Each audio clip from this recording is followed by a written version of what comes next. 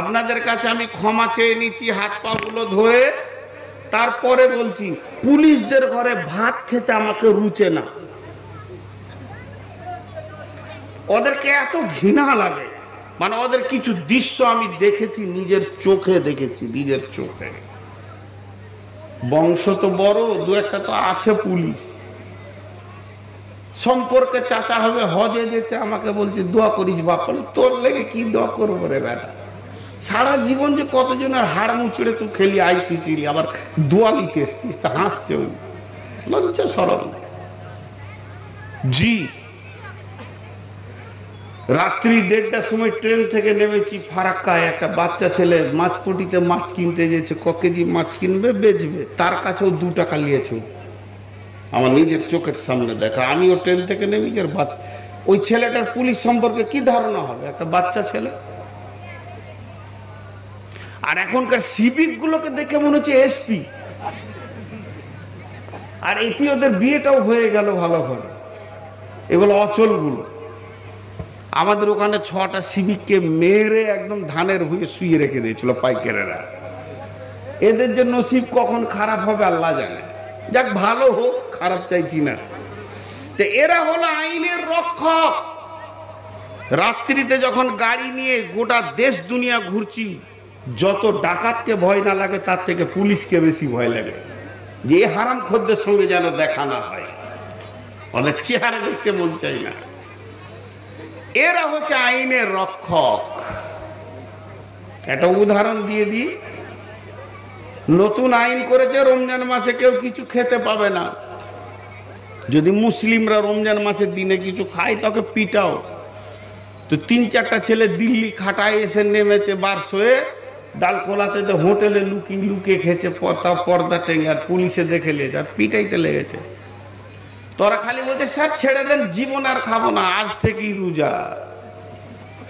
পুলিশে মারতে মারতে শেষকালে ছোট বাবু বড় বাবুকে বলছে স্যার চলেন টিফিন করে এসছি, অনেকক্ষণ মারছি তো ক্লান্ত হয়েছি, টিফিন করে আসি।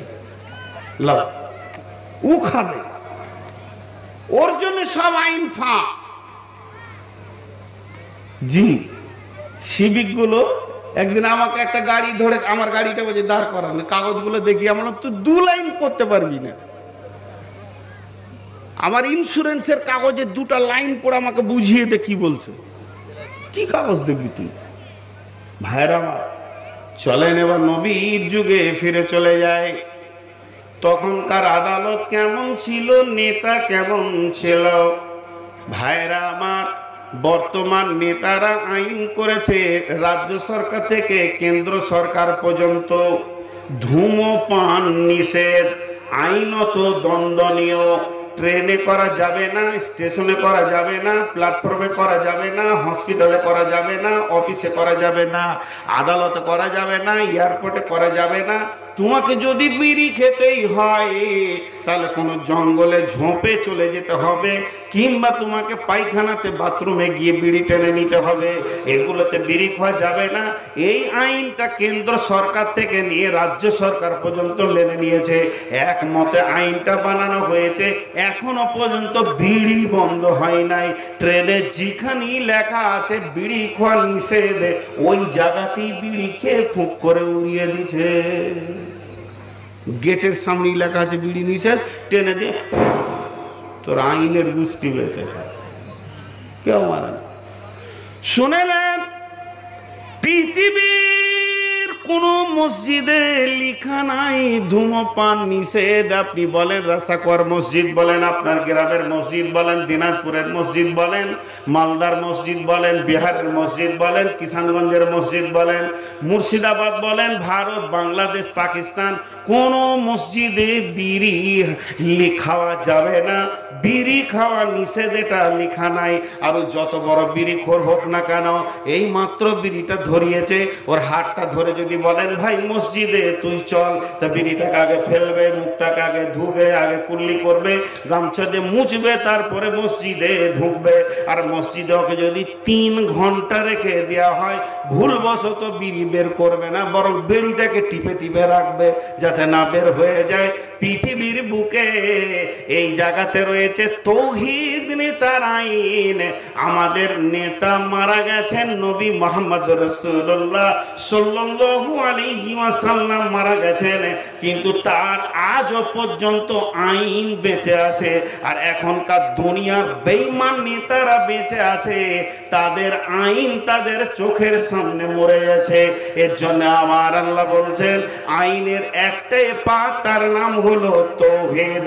হে নবী তুমি বলে দাও তোমার উম্মতদেরকে, হে নবী আমার গোলামদেরকে প্রথমে তৌহিদি ক্ষমতাটা দিয়ে দাও, একত্ববাদের ক্ষমতাটা দাও, তৌহিদে মতবাদটা ওদেরকে দিয়ে বলো কুল তাআলাউ আতুলু মা হারামা রাব্বুকুম আলাইকুম আল্লা তুশরিকু বিহি শাইআ। নবী হে তুমি শুনিয়ে দাও আমার গোলামদেরকে, তারা যেন এক আল্লাহ ছাড়া অন্য কারো পূজা না করে।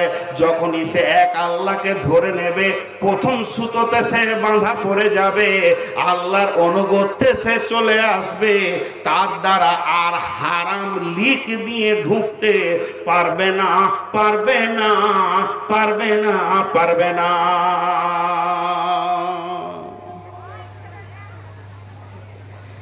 ঈমান আমান, ঈমান আমান, সব জায়গায় আমান চলে আসবে। নারীর গায়ে হাত পড়বে না, মদ খাবে না। ঈমানি ক্ষমতা কতটা, একটা উদাহরণ দিই। প্রথমে আল্লাহ ঈমানে হাত দিলেন, নিরাপত্তা দিচ্ছেন বিশ্বকে। আইনটা কত সুন্দর রচনা করেছেন আল্লাহ। আচ্ছা এরা কি বসবে না? কোন বংশের হে তোরা? হে বংশটার নাম দে তো, ফেসবুকে দিয়ে দেবো। দাঁড়িয়ে থেকে গেল, পেছনে এরা আছে। আচ্ছা আপনাদের বিরক্ত লাগছে নাকি? জি জি জি, 3টা কেন সকাল পর্যন্ত আমাকে খবর পাঠিয়েছে আপনি স্টেজে বসে থাকবেন, তাইলেই হয়, আপনাকে বায়ন করতে হবে না, এটাও বলেছে। এটা বসে আছি খালি। তো ঈমান আমান এর একটা ছোট্ট উদাহরণ দিব। এই উদাহরণটা ট্যাবলেটের মতো গিলে নিলেই এই অক্ষর কটা আপনাকে আমাকে আর বুঝাতে হবে না, আপনি বুঝে নেবেন। আপনার একটা দোকান আছে ভাটলে, রাসাখোয়াতে, প্রতিদিনের বেচা কেনা 10 থেকে 12 লক্ষ টাকা, হোলসেল দোকান, 15 লাখ টাকার বেচা কিনা। ধৈর্য ধরে শুনবেন কিন্তু উদাহরণটা বিশাল, এখানে একটা জ্ঞানের ভান্ডার ভরা আছে। একটা আপনার একমাত্র ছেলে, যদি কারো একটাই বেটা হয় একমাত্র, আর বেটি ফেটি নাই, তাহলে কত আদরের হবে ভাই আমার। একমাত্র ছেলে, চেহারা কি চাঁদের মতো চেহারা। আর দোকানে আছে একটা কর্মচারী, সে গরিবের বাচ্চা, তাকে টাকার বিনিময়ে রাখা হয়েছে। ছেলে খুব ভালো, মদ খায়, খুব সুন্দর ছেলে, নামাজ পড়ে না, আর দিনরাত পকেট মারছে। মানে অত দুষ্ট মাল আর দুনিয়াতে আল্লাহ কাউকে দেয়নি, বদমাস। আর যেটা চাকর, কাজের লোক, কর্মচারী, যাকে বেতনের বিনিময়ে রাখা হয়েছে, তার মাস শেষ হলে 10,000 5,000 টাকা থেকে একটা বেতন দেওয়া হয়, তাতে রুজি রুটি চলে, কিন্তু পাক্কা ইমানদার। আপনার ঘরে যদি 20 লাখ টাকার ক্যাশ পড়ে থাকে আর ওর চোখে পড়ে, তো ওটাকে কুটিয়ে নিয়ে এসে বলবে, মামা কিরে এই টাকাটা পড়েছিল মামা। ওই 1 টাকা খানেওয়ালা এখন যদি জবাই করে দেওয়া হয়, চুরি করে 1 টাকাও খায় না। তাহলে ছেলে হলো বেঈমান, চাকর হলো ইমানদার, আর দোকান হলো হোলসেল। আপনি সকালে দোকান গেছেন, কোম্পানি ফোন করেছে আপনার মহাজন আজকে 20 লাখ লাগবে আমাকে ব্যাংকে, দেখো যদি পারো তো দিতে। আপনার কাছে পাবে 40, তো আপনি তাড়াতাড়ি বলছি দেখছি দেখছি দেখছি দেখছি দেখছি বলে আপনি ডয়ারটাকে টেনে গুনতে গুনতে গুনতে গুনতে 20 লাখকে সুন্দর করে সাজালেন, সাজিয়ে ডয়ারে রেখে দিলেন। যে কোম্পানিকে ফোন করলেন, হয়ে গেছে হয়ে গেছে, আমি ব্যাংকে 3টের সময় দিব, দুপুরে যাব না, আমি 3টে গেলে ব্যাংক আমাকে তাড়াতাড়ি ছেড়ে দেয়, 3টেই দিয়ে দেবো আপনাকে। ঠিক আছে দিয়ে দিস, কথা ক্লিয়ার। ওই দোকানের তালা সব কিছু চাবি টেবিলের উপরে রাখা আছে, দোকান চলছে চলছে চলছে। আরে একটা যে বেজে গেল রে, কর্মচারীকে বলছেন যে থাকতো আমি একটু খেয়ে আসি, গাড়ি নিয়ে বেরিয়ে চলে এলেন। বাড়িতে এসেছেন, ভাত নিয়ে বসেছেন, ভাত সামনে এসে গেছে, মাছ মাংস এসে গেছে, ভাতটাকে মাখিয়ে খেতে শুরু করেছেন। আর আপনার ব্রেন তখন বলছে 15 লাখ টাকাকে গাটারে রবারে লাগানো আছে, আর একদম একদম ক্যাশের জায়গায় ভরা আছে, চাবিটা লাগিয়ে চাবিটাও টেবিলে রাখা আছে, আর ভাত খেয়েছেন। আর মনে মনে করছেন যে কর্মচারী খলিল ওখানে আছে, আব্দুল খলিল আছে, মানে কর্মচারীটা আছে। আপনি নিশ্চিন্তে ভাত খাবেন, ভাত খাওয়ার পর শুয়ে যাবেন, একটু রেস্ট করে গালে পান নিয়ে 1 কাপ চা খেয়ে দোকানে বের হবেন 2:45-র সময়, যে টাকাটা নিয়ে গিয়ে ব্যাংকে আমাকে 3টে দিতে হবে। কিন্তু ওই ভাতটা খাওয়ার সময় কেবলমাত্র ভাতটা মাখিয়েছেন, মুখে দিতে যাবেন, এমন সময় যদি মনে পড়ে আজকে খলিল আসেনি, আব্দুল খলিল ওর বেটিকে নিয়ে হসপিটালে গেছে, ছেলেটার একটু জ্বর হয়েছে, দোকানে বসে আছে বেটা, আপনি ভাত খাবেন শুবেন না ভাতের থালাতে পা দিয়ে ধরবেন, কি করবেন বলেন? তখন আর হুঁশ থাকবে না, ওরে বাপরে আমার কুলাঙ্গার বেটা আছে রে, আর 15 লাখ টাকা গাটারে বাঁধা আছে রে, ভাতের থালায় পা দিয়ে ধরবেন, দৌড়ে গিয়ে দোকানে উবু হয়ে পড়বেন। তার মানে হচ্ছে বেঈমান যদি পেটের সন্তানও হয় শান্তি দিতে পারবে না, ইমানদার যদি কর্মচারী হয় মানুষের জীবনে শান্তি ফিরিয়ে দিতে পারবে। তাহলে আজকে যদি মুসলমান তৌহিদকে কবুল করে নেয়, একত্ববাদকে কবুল করে নেয়, বিশ্বটা আমান হয়ে যাবে, শান্তি নিরাপত্তা পেয়ে যাবে। একটা মেয়ে রাত্রি 12টায় হাঁটতে হাঁটতে ভাটল থেকে ঘুরে আসবে, ওর গায়ে হাত দেওয়ার কেউ থাকবে না। এর জন্য আমার আল্লাহ 1 নম্বর আইনটা রচনা করে বললেন, হে নবী তুমি তেলাওয়াত করে শুনিয়ে দাও, কুল তাআলাউ আতলু মা হাররামা রাব্বুকুম আলাইকুম আল্লা তুশরিকু বিহি শাইআ। তুমি আমার বান্দাদেরকে, আমার গোলামদেরকে, তোমার উম্মতদেরকে, তারা যদি পৃথিবীর বুকে শান্তির সমাজ পেতে চায়, শান্তির সমাজ গড়তে চায়, তাহলে এক আল্লাহর উপরে ঈমানের দৃঢ়তা পয়দা করতে হবে। মাঝে একটা প্রসঙ্গবিহীন কথা বলবো, জুমলা মোতারাজা, মানে আমার বিষয় থেকে বেরিয়ে গিয়ে,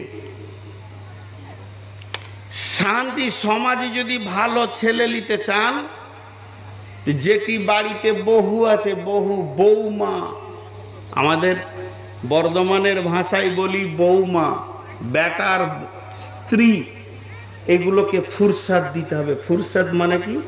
সন্তানের পেছনে সময় লাগাতে দিতে হবে।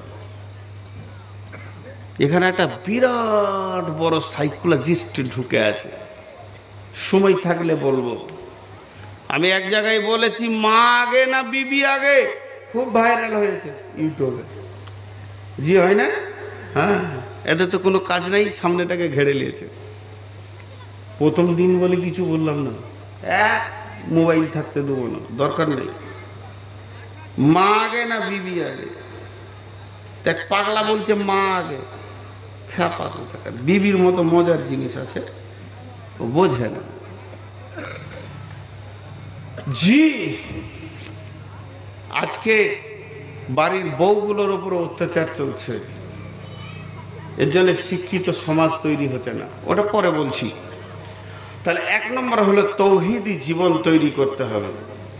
তৌহিদি জীবনের শান্তি আছে, জি কেউ দেখুক না দেখুক আমার আল্লাহ দেখছে। একজন সাহাবী তিনি ভাড়া ঘরে থাকতেন, ভাড়াটিয়া ঘরে থাকতে থাকতে হঠাৎ তিনি লিখছেন, আগেকার যুগে লিখতে হতো স্বরের কলমে, দোয়াতে ডোবাও আবার লিখো। লিখতে লিখতে কালি যদি একটু বেশি পড়ে যেত, তার ওষুধ কি ছিল, এইভাবে মাটি নিয়ে ওখানে দিতে হতো। এখনকার ছেলেদের বুঝে আসবে না, এমনি করে মাটি তুলে দিয়ে দিলে চুপ করে কালিটাকে টেনে নিত, লেখাটা নষ্ট হতো না। আমরা স্বরের কলমে লিখেছি বন্ধুরে, ওই স্বরের কলমে সাহাবিটা লিখছে, লিখতে লিখতে লিখতে লিখতে তো কালি বেশি পড়ে গেছে। আর ভাড়াটিয়া ঘরে এইভাবে মাটিটা ধরেছে, যখনই মাটিটা ধরেছে তখন ওর মন ওকে বলছে, ওরে আল্লাহর গোলাম, ওরে মাবুদের গোলাম, তোর মাবুদ তোকে দেখছে, এই ঘরটা তোকে থাকার জন্য ভাড়া দেওয়া হয়, তুই যে ভাড়াটা দিস এটা মাটি নেওয়ার জন্যে নয়, বরং থাকার জন্যে। চিমটি দিয়ে যে মাটিটা তুলবে এটা কিন্তু কিয়ামতের আদালতে বিচার হয়ে যাবে। মাটিটা নিতে পারলো না, ছেড়ে দিল। বন্ধুরা আমার, যাদের জীবন এত সোনালী এত সুন্দর, এদেরকে দিয়ে পৃথিবীটা বিশ্বনবী সাজিয়ে দিয়ে গেছিলেন। আজকে আমাদের সেই সোনালী মানুষগুলি কই, তাদের জীবনগুলি কই? মা আমার, বোন আমার, এই জায়গা আমাদের তৌহিদ আমাদের ভিতর আগে ভরতে হবে। পৃথিবীর কেউ না দেখলে আমার আচরণে, আমার চলাফেরাতে আমার আল্লাহ আমার দিকে তাকিয়ে আছে। এবার 2 নম্বর আদালতে আল্লাহ মুখ খুলছেন, ওয়াবিল ওয়ালিদাইনি ইহসানা। প্রথমে তৌহিদের কথা বললে, কিন্তু শিরকের উপর আল্লাহ চাপ দিয়েছেন যে তোমরা শিরকের মতো গুনাহ করিও না। জি ভাই, আপনাদের এদিকে আছে না? মুশরিক আছে কি নাই? আরে এতগুলো লোক হ্যাঁ না বলছেন না কেন? ইয়া নবী সালাম আলাইকা আছে কি না নাই? আজীব ব্যাপার। ইউটিউব খুলছি, গত পরশুদিন একটা বয়ান শুনছিলাম, বাংলাদেশে। আল্লাহ মাফ করুক, তো দোয়া তো করা যাবে না, আস্তাগফিরুল্লাহ, আমি ইস্তেগফার পড়ি, এটা ভুল করলাম। যেহেতু মুশরিকদের জন্য দোয়া করা যাবে না, কোরআন বলেছে মুশরিকদের জন্য দোয়া করা যাবে না, তাহলে ওদেরকে মাফ করুক বলা যাবে না। আল্লাহ হেদায়েত দেখ। তো বলছে নবী নূরের তৈরি, নবী নূরের তৈরি। আল্লাহ কোনোদিন আকার নাই আল্লাহর। দেখেন ধারণাও, আবার বড় মুফতি নাকি, আল্লাহর সম্পর্কে বলছে আল্লাহর কোনো রূপ নাই। যখন ওর রূপ থাকে না তখন আল্লাহ, আর ওই নূরটা যখন রূপ হয়ে যায় তখন মোহাম্মদ। যে আল্লাহ সেই মোহাম্মদ। হাজি কোনো লোড নেওয়া যাবে গো। ইন্না আতাইনা কা আকসার,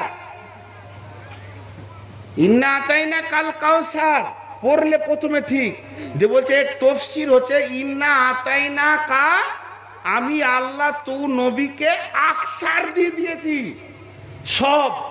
বলছে আল্লাহর হাতে কিছু নাই, শুধু জাহান্নামটা আছে। কত বড় খবিস! মানুষের হায়াত, মত, রুজি, জীবনযাপন সব নবীর হাতে দিয়ে দিয়েছে। নবীকে ডাকো, কাজ হয়ে যাবে। আর নবী হলো মুর্শিদ, আর তার মুর্শিদ হলো আমার মুর্শিদ। সুবহানাল্লাহি বিহামদিহি। কিভাবে যে ব্রেন গুলোকে খেছে। আবার সূরা রহমানে বলছে, কুল্লু মান আলাইহা ফান ওয়া ইয়াবকা ওয়াজহু রাব্বিকা যুল জালালি ওয়াল ইকরাম। আল্লাহ তো চেহারা নাই, তো ওয়াজহুন কোথা হলো? সেটা নবী। পৃথিবী ধ্বংস হবে, আল্লাহ হবে, খালি নবী থাকবে। তাছাড়া হাসরের মাঠে ইয়ামুতি বলবে কে? সহ্য করা যায় গো? আয়াত পড়ছে আর এইভাবে বলছে। শুনলেন শিরক কাকে বলে, ইবাদত কাকে বলে? এক কথাই বলে দিব। জেনা কাকে বলে, জেমা কাকে বলে, মিলন কাকে বলে, ব্যভিচার কাকে বলে, একই জিনিস। মিলন একই জিনিস, ব্যভিচার একই জিনিস, জেনা একই জিনিস, জেমা একই জিনিস। যে মেয়েটাকে বিয়ে করা হয়েছে, মহারানা দেয়া হয়েছে, যে মেয়েটাকে জীবনের জন্য হালাল করে নেওয়া হয়েছে, ওই মেয়েটাকে ব্যবহার করার নাম হচ্ছে জেমা, মিলন। এটাতে নেকি আছে। আর যে মেয়েটা আমি তার মহারানা দিলাম না, তাকে আমি হালাল করলাম না, ওই মেয়েটার সঙ্গে মেলার নাম হচ্ছে জেনা, আর সেটাই হচ্ছে ব্যভিচার। কাজ এক, প্রসেস এক, স্বাদ এক, নিয়ম এক, মজা এক, সবই এক, শুধুমাত্র একটা হালাল আর একটা হারাম। হালালের কাছে যাবেন তো নেকি পেয়ে যাবেন, হারামের কাছে যাবেন তো গুনাহ হয়ে যাবে। তেমনি বন্ধুরে, ইবাদত আর শিরক একই জিনিস। আল্লাহর কাছে চাওয়া, আল্লাহর কাছে মাথা নামা করা, আল্লাহর কাছে মাথা ঠুকে দেওয়া, আল্লাহর কাছে কাঁদা, মাবুদের কাছে ভিক্ষা করার নামই হচ্ছে ইবাদত। যত করবেন তত আল্লাহ খুশি হবে। আর এইটা মাবুদের দরজাটা বাদ দিয়ে আরেকজনের কাছে চলে যাওয়ার নামই হচ্ছে শিরক। আল্লাহ ছাড়া অন্যের কাছে চাওয়া, অন্যের কাছ থেকে নিজের শেফা নেওয়া, এটাই হলো শিরক। তা আল্লাহ তাবারাক ওয়া তাআলা তার নবীকে বলছেন, নবী হে কুল তাআলাউ আতলু মা হাররামা রাব্বুকুম আলাইকুম আল্লা তুশরিকু বিহি শাইআ। হে নবী, তুমি বলে দাও, আমি আল্লাহ সারা পৃথিবীর মানুষের জন্য হারাম করে দিলাম, তারা যেন আমার সঙ্গে কাউকে শরীক করবে না, এক তাওহীদকে ধরে থাকবে। আমাকে যদি ধরে থাকতে পারে, শান্তি বিরাজ করবে, ঈমান তো আমার। আল্লাহ তুশরিকু বিহি শাইআ ওয়া বিল ওয়ালিদাইনি ইহসানা। নবী হে, তুমি বলে দাও, তারা যেন তাদের পিতা মাতার উপরে সদয় সৎ ব্যবহার করে, তারা যেন পিতা মাতাদেরকে কষ্ট না দেয়। অকুল্লাহুমা উফিন, তারা যেন উফ শব্দ ব্যবহার না করে। মা বাপ তখনই এটা বলছে, ওটা বলছে, এটা বলছে, এটা বলছে, বিরক্ত হয়ে ছেলে যেন না বলে উফ কি করছে, আমাকে আলাচ্ছে। এই উহ শব্দ তুমি বলতে পাবে না। তোমার মা কখন কি ডিসিশন নেবে, কি নেবে না নেবে। আল্লাহ তাবারাক ওয়া তাআলার নবী বলছেন, ওয়ালা তাওয়াক্কালনা ওয়ালিদাইকা ওয়া ইন আমারাকা আন তাখরুজা মিন আহলিকা ওয়া মালিকা।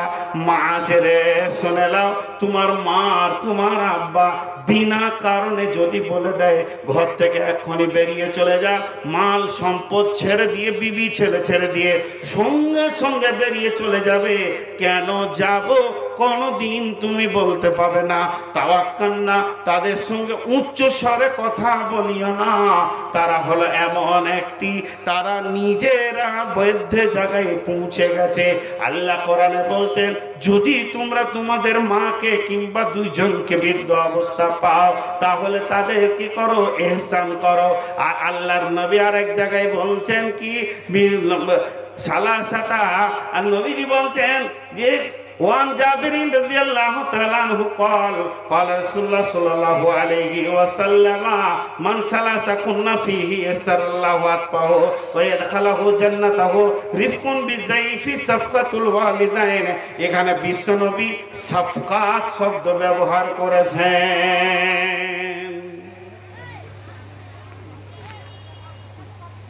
কিন্তু একটা মজার কথা, এগুলো বেশিরভাগ শহরে বললে সাজবে, পাড়া গ্রামের ছেলেরা অত দুষ্ট নয়, শহরে বেশি। আর এগুলো ঘটনা ঘটছে ওই জন্যই। একটা সাইকোলজিস্ট বলছি আপনাদের সামনে, তারপরে আয়াতে তর্জমাটা করব। বিশ্বনবী বলেছেন সাফকাতুল ওয়ালিদাইন, আর আল্লাহ বলছেন ইহসান অবিল ওয়ালিদাইনি ইহসানা। একটা হলো ইহসান আর একটা হলো সাফকাত। এই দুটো জিনিসকে আপনাদেরকে উদাহরণ দিয়ে দেখাবো, কিন্তু তার আগে একটা কথা বলে নি। রব্বানা আতিনা ফিদ দুনিয়া হাসানাতাও ওয়াফিল আখিরাতি হাসানাতাও ওয়া কিনা আযাবান্নার ওকুর রব্বিরহামহুমা কামা রব্বায়ানি সাগীরা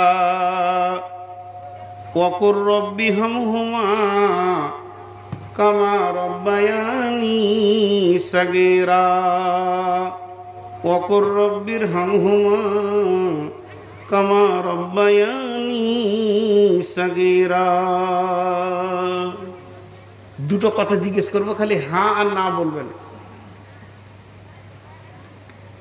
আজ থেকে 50 বছর আগে বৃদ্ধাশ্রম ছিল, 20-50 বছর আগে ছিল, অত ছিল না। এখন বৃদ্ধাশ্রম হয়েছে কি হয়নি? আরে হ্যাঁ না বলে না। বুড়া গলাকে টেনে নিয়ে যে বেটারা ভরে দিচ্ছে, যে মাসে টাকা দিচ্ছে, ঘরে চিল্লাস না আর হাগিস না, যা ওখানে যা করবি করগা। আপনারা একবার মুখ খুলেন, এখন করছে কি করছে না? এর জন্য ছেলের দোষ না বাপের দোষ? জি কথা বলে না এতগুলি লোক। আল্লাহ রাস্তায় একবার মুখ খুলেন। মারবি নাকি হে তোরা? যেভাবে দাঁড়িয়ে চড়া নামলি পিটবে। আপনারা আমার সঙ্গে একবার কথা বলেন। বৃদ্ধাশ্রমে যে টেনে নিয়ে গিয়ে বাপ মাদেরকে ভরে দিচ্ছে, ছেলেরা আর খোঁজ নিচ্ছে না, খালি মাসে টাকা দিচ্ছে, এর জন্য ছেলের দোষ না বাপের দোষ? মুখ খুলছে না এতগুলি লোক। সত্যপীর দেখেছেন? সত্যপীর আর ফকিরি গান শুনেছেন কিনা? তাও শুনেননি জীবনে? একটু কথা উত্তর দিতে হয়। এগুলো বাংলাদেশে ভালো পাওয়া যায়। এই দোষ হচ্ছে বাপের। আচ্ছা আর একটা জিজ্ঞেস করি, দুটা জিজ্ঞেস করবো বলেছি। সব থেকে দামি পড়া কি? ইংরেজি পড়া না উর্দু পড়া না হিন্দি পড়া না বাংলা পড়া না আরবি পড়া না নামাজ পড়া? কোনটা দামি মনে হচ্ছে? আজীব মুখ খুলে না। জি আরবি তো ইহুদি নাসারারাও বলে। সব থেকে দামি পড়া হলো নামাজ পড়া। এর থেকে বড় ইবাদত নেই। ক বছরে বলছে নামাজ শুরু হবে? তাহলে 6 বছর 11 মাস 29 দিন কি করবে? জি 6 বছর 11 মাস 29 দিন মায়ের বুকে চাপবে, ভাঙবে, চুরবে, আব্বার কোলে চাপবে, লাথি মারবে। মা বাপ তার ছোট অবস্থাটাকে কবুল করে নিবে। এই করে করে একবার মাকে মারবে, আব্বাকে মারবে, একে ছিঁড়বে, ওকে টানবে। মা বাপের আদরে কোল থেকে নবীজি 7 বছর পর্যন্ত সরাতে মানা করছে। 7 বছর পর্যন্ত যা জুলুম জ্বালা করবে। এরপরে ও যাবে নামাজ পড়তে, স্কুলে পড়তে, বড় হবে, জোয়ান হবে, বিয়ে হবে। আর ওর যখন বিয়ে হবে তখন তুমি বুড়া হবে। তাহলে ও ছোটতে তোমাকে যা কিছু করেছে, বৃদ্ধ অবস্থায় যদি তুমি এবার ওর ওপরে জুলুম জ্বালা শুরু করে দাও, তখন ও নিজ মনে মেনে নেবে, আমার বাপকে আমি লাথি মেরেছি, মায়ের বুকে চড়েছি, মাকে লাথি মেরেছি, কত নুচেছি, মাকে টেনেছি, হিঁচড়েছি, আমার মা আমাকে বেটা বলে দুধ পান করিয়েছে, আমাকে আমার মা কোলে তুলে নিয়ে চুমা খেয়েছে, আমি কত ভেঙেছি, কত চুড়েছি ঘরে, এরপরও আমার মা কিছু বলেনি। এখন আমার আব্বা আম্মা আমার ওপরে করবে, আমি কিছু বলবো না। এটাই তো কোরআন বলছেন, ওকুর রব্বিরহামহুমা কামা রাব্বায়ানি সাগীরা। কিন্তু বন্ধুরে, এখন 2.5 বছরের ছেলে তোতলা করে কথা বলছে, টেনে নিয়ে যে ইংলিশ মিডিয়ামে ভরে দিচ্ছে, আর পরের বেটি সে ভাড়াটিয়া, মা তাকে ABCD শিখাচ্ছে। যেমন মা বাপ তার শিশু অবস্থাটাকে নিচ্ছে না, এর প্রতি আপনার কিনা ইফেক্ট পড়েছে, ওর বৃদ্ধ অবস্থাটাকেও শিশু নিতে চাইছে না। অনেক মা স্তন নেমে যাবে, তার সৌন্দর্য চলে যাবে, এই বলে ছেলেকে দুধ খাওয়ানো বাদ দিয়ে তাকে বোতলের দুধ খাওয়াচ্ছে। তেমনি ছেলে বলছে, খালি তুই বুড়িয়ে দেখ, আমার কামাই খাবে খাবি না, লাত মেরে বের করে দিব, তুই মিশনের আপনার এলাকার বৃদ্ধাশ্রমের কামাই খাবি। কারণ প্রথমেই ছেলেকে এরা মাহরুম করে দিয়েছে, এরা ছেলেকে সরিয়ে দিয়েছে বুক থেকে। একটা ছোট্ট শিশু 3 বছরের যখন মিশনে যায়, রিক্সার ভিতরে বসে এইরকম করে কত কাঁচুমুচি করে, তার কত খেলাধুলা ঘরে ছিল সবগুলোকে মাইনাস করে ফেলেছে। ডাক্তার হবে, ইঞ্জিনিয়ার হবে, বিওজি ডগ মানে কুকুর বলা শিখবে। এই খুশিতে মা বাপ আনন্দ করে ছেলেকে বাড়িতে থাকতে দিচ্ছে না, শিশু অবস্থায় বের করে দিচ্ছে। ওই শিশু মাস্টার ইঞ্জিনিয়ার হলে বাপকে লাত মেরে বের করে বৃদ্ধাশ্রমে ভরে দিচ্ছে। কোথাকার ইফেক্ট কোথা দিয়ে লাগছে? বিশ্বনবী বলছে 7 বছর আদর করো খালি। শিশু শিশু আজ মা বাপের কাছে আদর পায় বলেন? আমার ঘরের সামনে একটা বাচ্চা ছেলেদের স্কুল আছে, তো সকালে যখন স্কুলে ছেলেগুলোকে সব সাইকেলে করে নিয়ে যায়, কেউ বাইকে কেউ সাইকেলে, তো দেখে মনে হয় যেন জেলখানার আসামি যে ওদের মুখগুলো ছোট হয়ে যায়। এখন মায়ের কাছে থাকবে, ও শিখবে তো মায়ের কাছেই শিখবে, দুটা ভাঙবে চুড়বে। 7 বছর পরে নামাজের মসজিদের মতো জায়গাতে যাওয়ার কথা বলছে। মিশন তো দূরের কথা থাক, মিশনের গোষ্ঠী বেঁচে খায়, মসজিদের মতো দরজাতে 7 বছর আগে ঢোকাতে মানা করছে বিশ্বনবী। তো আদর করে ঘরের সমস্ত কিছু নেবে। আজকে শিশুরা আগে মাহরুম, শিশুরা আগে আজকে সরে গেছে, এর জন্য বাপরা সরে যাচ্ছে। তার বলে আমি ফতোয়া দিয়ে দিচ্ছি না আপনাদেরকে যে বাপগুলোকে কালকেই বের করে দেন। চলেন আয়াতের তর্জমা কি? আল্লাহ বলছেন অবিল ওয়ালিদাইনি ইহসানা, তোমরা তোমাদের মা বাপের উপরে ইহসানি করো। বিশ্বনবী বলছেন ইহসানুল মামলুক সাফকাতুল ওয়ালিদাইনি, মা বাপের উপরে সাফকাতি করো। সাফকাত আর ইহসানের মানে হচ্ছে আলাদা। সাফকাত মানে ইহসান, আর সাফকাত আরো উপর লেভেলের কথা। তোমার ব্যবহার দিয়ে মা বাপকে কিনে রাখবে, তোমার ব্যবহারে যেন তোমার মা বাপ তোমার উপরে অসন্তুষ্ট না হয়ে যায়।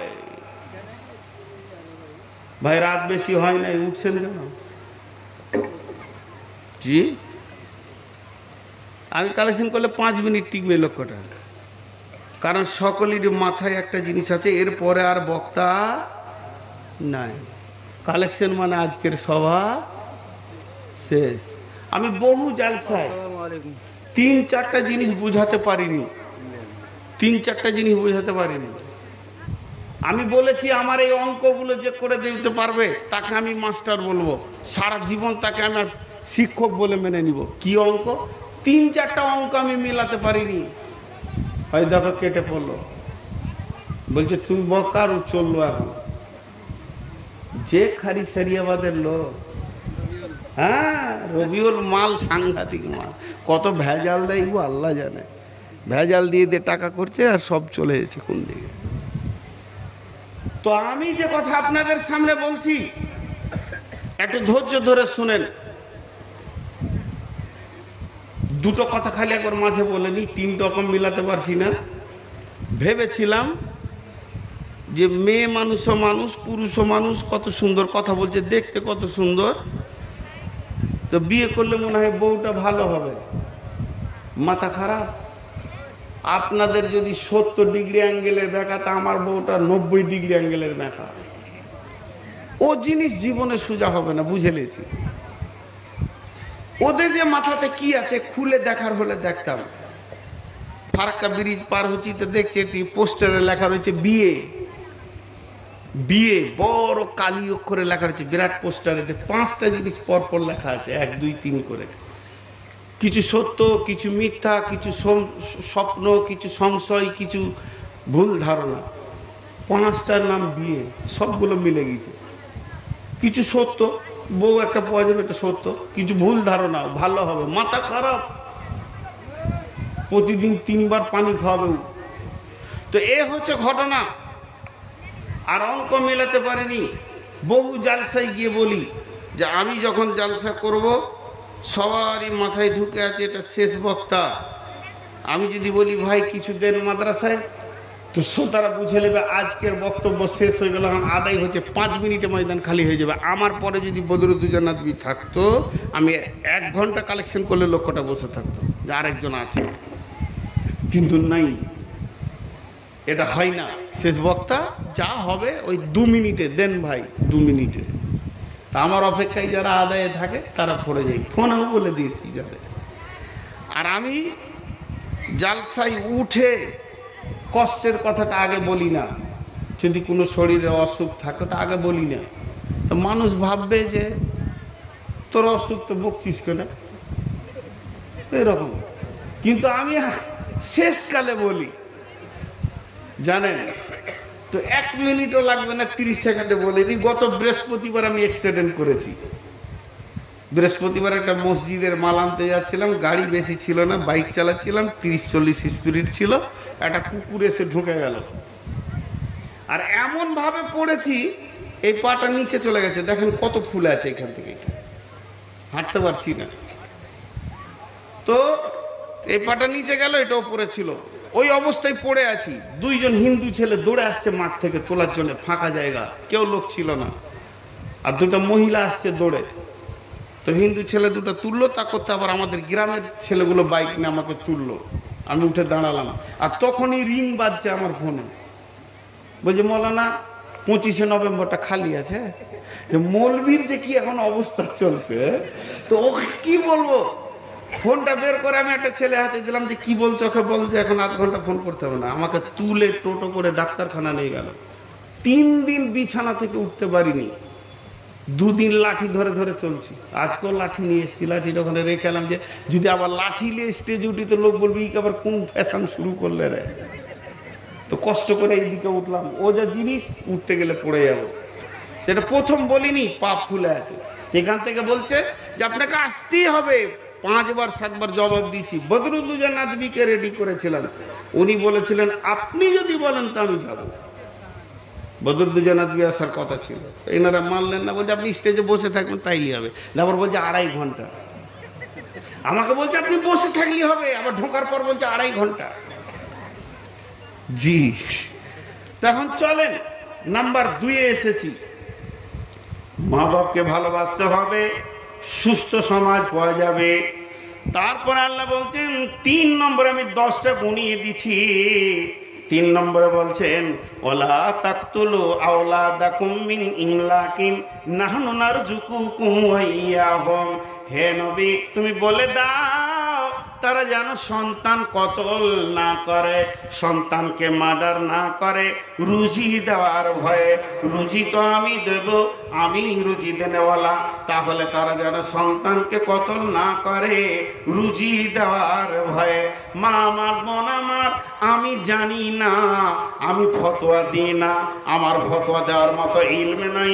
যতটা ইলমে শিখলে মানুষ ফতোয়া দিতে পারে অতটা আমার জ্ঞান নাই, এর জন্য আমি লাইফে কোনো ফতোয়া দিইনি। তবে এতটুকু শুনেলেন, যে নারীটা লাইগেশন করেছে, সন্তান বন্ধ করে দিয়েছে, পেট কেটে দিয়েছে, এবং তার যে স্বামী, এই 2 জনে কিয়ামতের মাঠে 3খানা প্রশ্নের জবাব দিয়ে জান্নাতে যাবে। সেই 3টে প্রশ্নকে, 1 নম্বরে রুজির মালিককে তোমরা, 2 নম্বরে প্রশ্নের উত্তর দিতে হবে যে তারা যে পৃথিবীতে যেতে পারলো না, এদের যে পৃথিবীতে সাজদা করলো না, নামাজ পড়লো না, এই সন্তানগুলোকে তোমরা আটকে দিয়েছো, এর ব্যাপারে তোমাদের প্রশ্নের উত্তর কি? নাম্বার 3, তারা মার্ডার কেসের আসামি হয়ে কিয়ামতের মাঠে উঠবে। এতগুলি সন্তানকে তোমরা পৃথিবীতে যেতে দাওনি, এর জন্য 1 শ্রেণীর আলেমের মত আমি ফতোয়া দিচ্ছি না, আমি ক্লিয়ার করে নিচ্ছি। 1 শ্রেণীর আলেমের মত, এরা আল্লাহকে সরিয়ে দিয়ে আল্লাহর গদিতে বসতে গেছে। এরা বলেছে যাকে ইচ্ছা দুনিয়াতে আমরা পাঠাবো, যাকে ইচ্ছা পাঠাতে দেব না। 2 নম্বর, রুজির মালিক আমরা মার্ডার করতে পারি, হায়াত মতের মালিক। এই মেয়েটি কসিম কালো জান্নাতে যাবে না, যাবে না, যাবে না। এই রকম ধরনের ফতোয়া রয়েছে বড় বড় ওলামাদের। অতএব মা বোনেরে, যারা পেট কেটে বাচ্চা বন্ধ করে দিয়েছেন, তারা একবার বড় আলেমদের কাছে গিয়ে বসে দেখবেন আপনার ব্যাপারে ফাইসালা দুনিয়ার আলেমরা কি দিচ্ছে, এরপরে তো আল্লাহ দেবে। আমার নবীকে আমার আল্লাহ বলছেন, নবী হে ওই সব পুরুষ এবং নারীদেরকে বলে দাও যারা সন্তানকে কেটে ফেলে দেয় তারা যেন সন্তান না কাটে। নাহনু নারযুকুকুম ওয়া ইয়াহুম, রুজি তো আমি দিয়ে থাকি, রুজির মালিক আমি, রুজির মালিক পৃথিবীর কোনো মানুষ নয় রে। তবে কেন তারা সন্তান কাটবে? আল্লাহ তাবারাক ওয়া তাআলা 4 নম্বরে বলছেন ওয়ালা তাকরাবুল ফাওয়াহিশা মা জাহারা মিনহা ওয়া মা বাতান ওয়ালা তাকতুলু নাফসাল্লাতী হারামাল্লাহু ইল্লা বিল হাক্কি যালিকুম ওয়াসাকুম বিহি লাআল্লাকুম তাত্তাকুন লাআল্লাকুম তাকিলুন। আমার আল্লাহ বলছেন 4 নম্বর আইন বলছে খবরদার তোমরা ফাহিশা কাজের কাছে যেও না। যেখানে প্রকাশ্যে লুডু চলছে, যেখানে প্রকাশ্যে দাবা চলছে, যেখানে প্রকাশ্যে তাস চলছে, যেখানে প্রকাশ্যে সুদ চলছে, এই জায়গাগুলির কাছে তোমরা যেও না। ওয়ালা তাকরাবুল ফাওয়াহিশা, প্রকাশ্যে জেনা, ব্যভিচার, বেশ্যাখানা, রান্ডিখানা, এই জায়গাগুলোতে তোমাদেরকে যেন দেখতে না পায়। সুদের জায়গাতে তোমাদেরকে দেখতে যেন না পায়। তোমাদেরকে যেন জুয়া, তো লুডো, দাবা, তাস যেখানে চলছে ওই জায়গাতে তোমরা কোনোদিনই যাবে না। ওই জায়গাতে যতজন যাবে তারা সমাজকে বিগলিত করে ফেলবে, তাদের দ্বারা আইন ঠিক থাকবে না, কারণ তারা মানুষে অসামাজিক হয়ে বসবে। অতএব ওয়ালা তাকরাবুল ফাওয়াহিশা মা জাহারা মিনহা ওয়া মা বাতান, সেটা প্রকাশ্যে হতে পারে, গোপনেও হতে পারে, প্রকাশ্যে হতে পারে, গোপনেও হতে পারে, ওই জায়গাতে কোনো মুমিন যাবে না।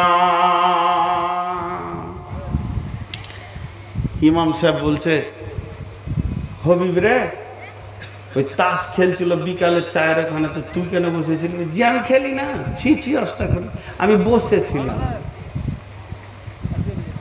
তো এই বসতেটাই মানা করছে, ওখানে যেও না। কেন? মুখ ফসকে যাবে তুমিও, দিল ফসকে যাবে তুমিও, ঢুকে যাবে। একটা পুকুরে মাছ আছে, তো পুকুরের মালিক জেলে ডেকে নিয়ে এসছে, বলছে কত কি দিবে বলো। তো জেলেরা একটু নেমে 2টা জাল টাল ফেলে দেখে বললো কত লিবে বলো। বলে পুকুরে যা আছে মাছ, সাপ, ব্যাঙ, কচ্ছপ, তোমরা নিয়ে চলে যাবে, পানি মেরে চেঁচে নিয়ে চলে যাবে, পুকুর আমার থাকবে 20,000 টাকা। তাই হলো, পাড়ে দাঁড়িয়ে দাঁড়িয়ে দাম দর চলছে। 20,000 টাকার গোটা পুকুরে সব সম্পদ নিয়ে নিল। বলছে কালকে ভোর আসবি হে। জেলের যে মালিক ও বলছে আর কি ওদের লিবারদেরকে ভোর আসবি, কচ্ছপটি আগে ধরবো। আর একটা কচ্ছপ ওইখানে শুনছে, ও এমনি করে উঠছে, ওরে বাপরে তাহলে কালকে মরবো। এরা দাম দর করে চলে গেল 3টের সময়। কচ্ছপটা গাল ভারী করে বসে আছে, তো একটা বগলা এসছে ওখানে মাছ ধরতে। তো কচ্ছপটাকে বলছে তোর কি হলো রে, তো মন ভারী কেন? বলছে কাল মরবো, যে কালকে জাল ফেলবে বলেছে জেলেতে। বলছে তোকে বাঁচিয়ে দিব। তো ঠিক নাকি, কি করবি বাঁচাবি? বলে ভোরে আমি আসবো, ফজরের আজান হবে তখন, আর আমার বন্ধুকে নিয়ে আসবো, আর একটা লকড়ি নিয়ে আসবো। তুই খালি মাঝে ধরে নিবি, আর 2টা বগলাতে উড়িয়ে নিয়ে যে তোকে একদম পদ্মা নদীতে দিয়ে আসবো। ও তো খুশি, বেঁচে গেলাম। ঠিক জেলেরা আসার 10-15 মিনিট আগে এসেছে। তো ও ওই লকড়ির মাঝে ধরেছে, আর 2 দিকে 2টা বগলা ধরে ওকে উড়িয়ে নিয়ে যাচ্ছে অনেক উঁচুতে, 20-50 ফিট উঁচুতে যাচ্ছে, 100 ফিট উঁচুতে। আর ওই মাঠে জেলেরা তখন কেউ হাঁড়ি, হান্ডা, জাল, লাঠি নিয়ে আসছে, ওইখান থেকে দেখছে আর খুশি হয়েছে। কচ্ছপটা বগলা 2টা বলছে মুখ খুলবি না, যা করবি, তোর মনে খুশি হচ্ছে, হাসতে যাস না, মুখ খুলিস না। ওরা তো ঠোঁটটা এরম করে আছে, মাঝে মাঝে বলছে ওকে মুখ খুলবি না, যা করবি। তো ওর দিলে এত খুশি হয়ে গেছে, জেলেগুলো যখন আর নিচে দিয়ে যাচ্ছে তখন বলছে ছাই খাবি। এই ছাই খাবি বলতে গিয়ে ওর মুখ খুলে গেছে, কাঠি ছাড়া গেল, লকড়ি দুপ করে জেলের হাঁড়িতে পড়েছে। জেলে বলছে স্বাদ কত ভালো রে, পানিতে নামার আগেই মাল। শুধু মুখ খুলেছে তো জান গেল। তো তুমি ওখানে বসে বসে খালি দেখছো তাস খেলা, আর মনে মনে খালি বলে দিয়েছে শালা টেক্কাটা মার নাবে, ফুটে গেলি, তুইও ফুটে গেলি। এর জন্য আল্লাহ তাবারক ওয়া তাআলা বলছে খবরদার ওর পাশে যাবি না, হুঁশিয়ার করে দিচ্ছে। ওয়ালা তাকরাবুল ফাওয়াহিশা মা জাহারা মিনহা ওয়া মা বাতান ওয়ালা তাকতুলু নাফসাল্লাতী হারামাল্লাহু ইল্লা বিল হাক্কি। খবরদার মানুষ হয়ে মানুষকে মার্ডার করিও না, মানুষ হয়ে মানুষকে মার্ডার করবে না, কিন্তু হকের সঙ্গে করতে পাবে। হকের সঙ্গে কাকে করবে? তিনজনকে মার্ডার করলে নেকি আছে, গোনা হবে না। এক নম্বরে বিয়ের পরে যদি কেউ জেনা করে আল্লাহ মাফ করুন। দুই নম্বরে হচ্ছে যদি কেউ মুরতাদ হয়ে যায়, ইসলাম ছেড়ে দিয়ে আল্লাহ মাফ করুন। তিন নম্বর কতলের পরিবর্তে কতল। এই তিনজনকে কেন্দ্র করে আল্লাহ বলছেন ইল্লা বিল হাক্কি যালিকুম ওয়াসাকুম বিহি লাআল্লাকুম তাকিলুন। আমি এটা তোমাদের জন্য ওসিয়ত করলাম যদি তোমরা বুঝতে পারো। নাম্বার 2 আয়াতে আর 5টা আছে, গুনিয়ে দিচ্ছি। একজন বন্ধু উঠবেন না, আল্লাহর কালাম পাকের আদালতের আইনগুলো শুনেলেন। দ্বিতীয় নম্বর আয়াতে এবার ঢুকছি। সেই আয়াতে আল্লাহ বলছেন ওয়ালা তাকরাবু মালাল ইয়াতীমি ইল্লা বিল্লাতী হিয়া আহসান হাত্তা ইয়াবলুগা আশুদ্দাহু ওয়াফুল কাইলা ওয়াল মিজানা। খবরদার এতিমের মালের কাছে তোমরা যেও না, এতিমের মালকে ধ্বংস করে দিও না। ইন্নাল্লাযীনা ইয়াকুলুনা আমওয়ালাল ইয়াতামা যুলমা ইন্না ইয়াকুলুনা ফী বুতুনিহিম নারা ওয়া সায়াসলাউনা সাঈরা। যে এতিমের মালকে জুলুম করে খেয়ে নিল, ভক্ষণ করে নিল, আল্লাহ তাবারক ওয়া তাআলা বলছেন সে যেন জাহান্নামের আগুনকে পান করলো, খেলো, আগে তাকে অতি সত্বর জাহান্নামে ভরে দেওয়া হবে। ভাইরা আমার, দ্বিতীয় বিয়ে করা লোক আছে আপনাদের এলাকায় যে দ্বিতীয় বিয়ে করেছে? এটা মানুষ ঠাট্টা করে, ঠাট্টা করে না? ঠাট্টা করা যাবে না। যদি দ্বিতীয় বিয়ে করাকে আপনি ঠাট্টা করেন তাহলে কোরআনকে ঠাট্টা করেছেন, কারণ কোরআন পারমিশন দিয়েছে ওকে। ওর যদি ক্ষমতা থাকে ও দ্বিতীয় করবে। জি, অনেকে দ্বিতীয় বিয়ে করাটাকে খারাপ মনে করে। জি না, খারাপ নয়। স্ত্রী মারা গেছে, স্ত্রী মারা গেছে, দ্বিতীয় বিয়ে করবে, নাহলে জেনা ব্যভিচার করে বেড়াবে। আরো অনেক ঘটনা আছে, সেদিকে আমি যাচ্ছি না। কিন্তু ঘটনা হচ্ছে কি, প্রথম স্ত্রী মারা গেল, 2-3টে ছেলে রেখে মারা গেল।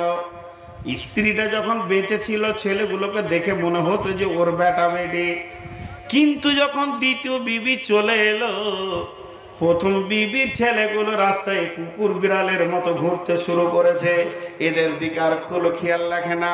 আর মেয়েদের মধ্যে সব থেকে কঠিন জিনিস হলো এরা সতীন দেখতে পারে না, সতীনের সন্তানকেও দেখতে পারে না। এটা হলো বড় রোগ, এটা হলো বড় কঠিন রোগ। আর এই রোগে অনেক মহিলা ভুগছে, কারণ কথা হচ্ছে সতীনের ছেলে তাদের কাছে যে কি কঠিন হয়ে দাঁড়ায়। আল্লাহ তাবারক ওয়া তাআলা বলছেন যে মেয়েটি মারা গেল তোর, ওর যে মালগুলি আছে, ওর যে কাপড় আছে, ওর যে কেথা আছে, খাট আছে, ড্রেসিং টেবিল আছে, ডাইনিং টেবিল আছে, যা কিছু আছে দ্বিতীয় বিবি ব্যবহার করতে পাবে না। আর ওর খাটে তুই দ্বিতীয় বিবিকে আনতে পারবি না, কারণ ওই খাটটা তোর একা নাই, এখন ওটা মালের মেরাজ হয়ে গেছে, ওতে এতিম ঢুকে আছে, তাদের মায়ের মাল। অতএব আল্লাহ তাবারক ওয়া তাআলা এই আয়াতে বলতে চাইছেন যে মেয়েটাকে তুই কবরে শুইয়ে দিয়ে এলি, তার সমস্ত মালগুলিকে এক জায়গায় জমা করে এটাকে তোকে রাখোয়াল হয়ে, যোগানদার হয়ে রাখতে হবে। কতদিন রাখতে হবে? যতদিন না ওই শিশুগুলো মালের মূল্য না বুঝেছে। তারা যখন মাল চিনবে, তারা যখন দুনিয়া করতে পারবে, মালের মূল্য বুঝতে পারবে, মালকে হেফাজত করতে পারবে, তখন তাদের মালগুলিকে তাদেরকে ডেকে বলতে হবে বেটা রে, বেটি রে, এই মালগুলি তোমার মায়ের, এই মালগুলি তোমরা তিলে তিলে তিলে তিলে বুঝে নাও, তাদেরকে বুঝিয়ে দিতে হবে। আর বুঝিয়ে দেওয়ার পর সমস্ত মাল যখন তারা বুঝে নেবে, তারপরে তুমি ছুটি পাবে। আর ওই মাল যদি দ্বিতীয় বিবি ভক্ষণ করে, আর দ্বিতীয় বিবি যদি ওটাকে নষ্ট করে দেয়, এর জন্য আপনাকে আমাকে জবাব লাগবে। তাই আমার আল্লাহ কোরআনে বলছেন, যারা এতিমের মালকে জোর করে জুলুম করে ভক্ষণ করে নেয়, তারা কি করে? জাহান্নামের আগুনকে খেয়ে নেয়। আর অতি সত্বর তাদেরকে জাহান্নামের আগুনে ফেলা হবে। জি, অনেক বক্তা আছে স্টেজে ওঠার পর বলবে অবলা সরলা কমলা মা বোনেরা, বলে না? আমি জীবনে বলি না, আর আমার লাইফে শুনতে পাবেন না বাকি জীবনে, আর কোনো ইউটিউবে বার করতে পারবেন না যে আমি মেয়েদেরকে অবলা সরলা কমলা বলেছি। ওই তিনটি ভুল। অবলা মানে যারা কথা বলে না, কথা ওরা 1.5 গুণ বলে। আপনি একবার বলবেন, ও 3 ঘন্টা ক্যাসেট চালাবে, ব্যাড় ব্যাড় ব্যাড় ব্যাড় ব্যাড় করে লেগে থাকবে। অবলা। সরলা কে বলে? সরল মানে সাদা সিধে, জিলেপির পেঁচ নাই, তার থেকে বেশি পেঁচ আছে সরলা। কমলা মানে হলো নরম। কে বললে নরম? রুইয়ের পাছাটা নরম, মুখটা শক্ত। ওদেরকে আবার সতীনের ছেলে দেন তো, কেটে কলজে ভুনে খেয়ে নিবে রুটির সঙ্গে। পৃথিবীতে যত শিশু মার্ডার করেছে মেয়েরা, পুরুষরা করেনি। জি, 3টি লাই। আল্লাহ বলছে এতিমের মাল থেকে সাবধান। ওয়াফুল কাইলা ওয়াল মিজানা। 7 নম্বর আল্লাহ বলছেন, নাপে মাপে লিটারে মিটারে যখন তুমি দেবে, তখন তুমি ইনসাফের সঙ্গে দিবে। ওয়াকিমুল ওয়াজনা বিল কিসতি ওয়ালা তুখসিরুল মিজান ওয়াইলুল লিল মুতাফফিফিন আল্লাযীনা ইযা ইক্তালু আলান নাসি ইস্তাফুন ওয়া ইযা কানুহুম ওয়া ওয়াজানুহুম ইখসিরান। ওয়াইল জাহান্নামে যাবে ওরা, যখন লোককে মাল দেয় তখন কম দেয়, আর নিজে নেয় তখন বেশি নেয়। একমাত্র দাঁড়ি মারা মাল। এরা ভেবেছে যে আমরা বড় চালাক, আর ডিলার খালি তেল দিতে দিতে ফেলতে ফেলতে অর্ধেক ফেলেই নিল। আর ডিলারদের মতো মাল মারার পৃথিবীর বুকে কিছু নাই। ডিলারের পেটে যদি ডাম্পার ভরা হয় তো বোঝ হয়ে যাবে, নষ্ট হবে না। এই মালমারদেরকে আল্লাহ তাবারাক ওয়া তাআলা বলছেন যে খবরদার, তুমি হুঁশিয়ার হয়ে যাও। আফুল কাইলা ওয়াল মিজানা, ওজনে কম বেশি করতে যেও না।